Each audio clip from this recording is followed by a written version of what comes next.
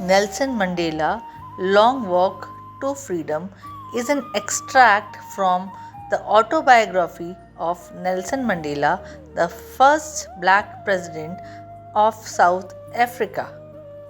यह कहानी Nelson Mandela, जो कि साउथ अफ्रीका के पहले अश्वेत राष्ट्रपति रह चुके हैं, उनकी जीवनी पर आधारित है.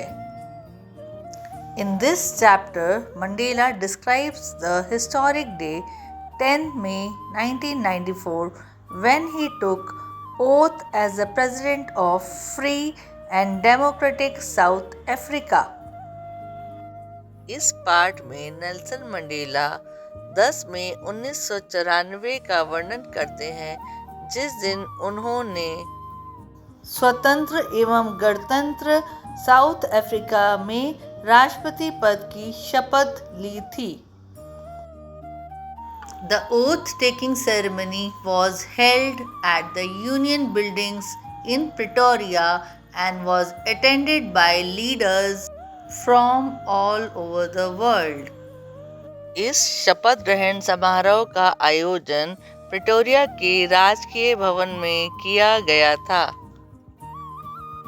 जिस समारोह में विश्व भर के गणमान्य नेता सम्मिलित हुए थे.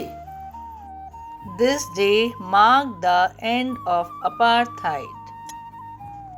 यह दिन अपार्थाइड नस्लीय भेदभाव व्यवस्था के अंत का प्रतीक बना.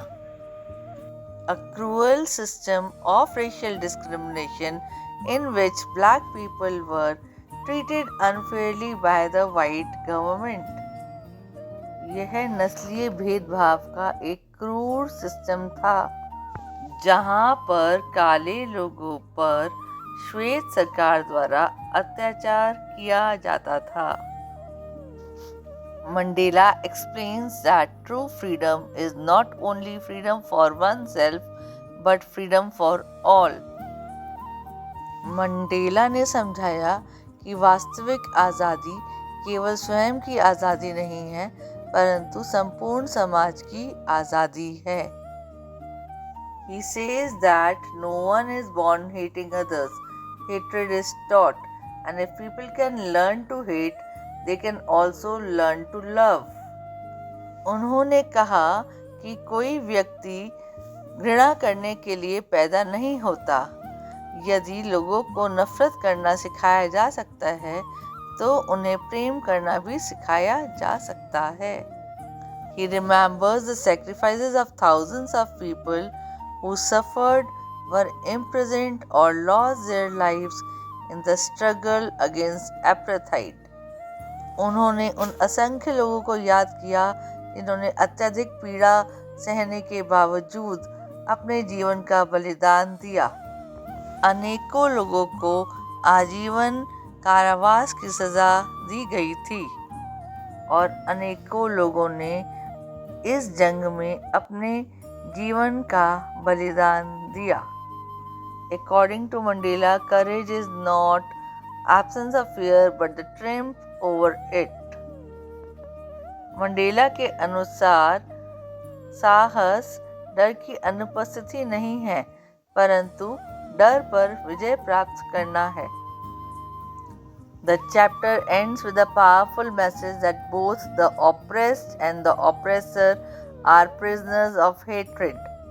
इस पाठ का अंत एक महत्वपूर्ण संदेश से होता है कि अत्याचार करने वाला और अत्याचार सहने वाला दोनों ही नफरत के पिंजरे में कैद हैं. And only love, equality and justice can make a nation truly free.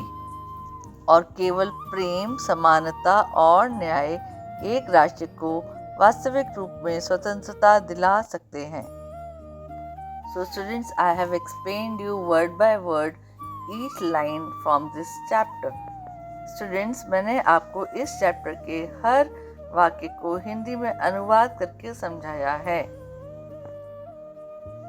Now I will share all the question answers in the form of PDF in the description box and in the comment box.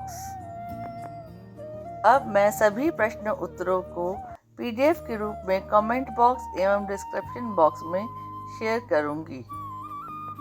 यदि आपको कोई doubt है, if you have any doubt, then please feel free to ask me in the comment box. और chapters के लिए देखते रहिए and याद रखें, you have to win, change your behaviour, you will succeed. यदि तुम्हें जीतना है तो अपने व्यवहार को बदलो, सफलता तुम्हें अवश्य मिलेगी।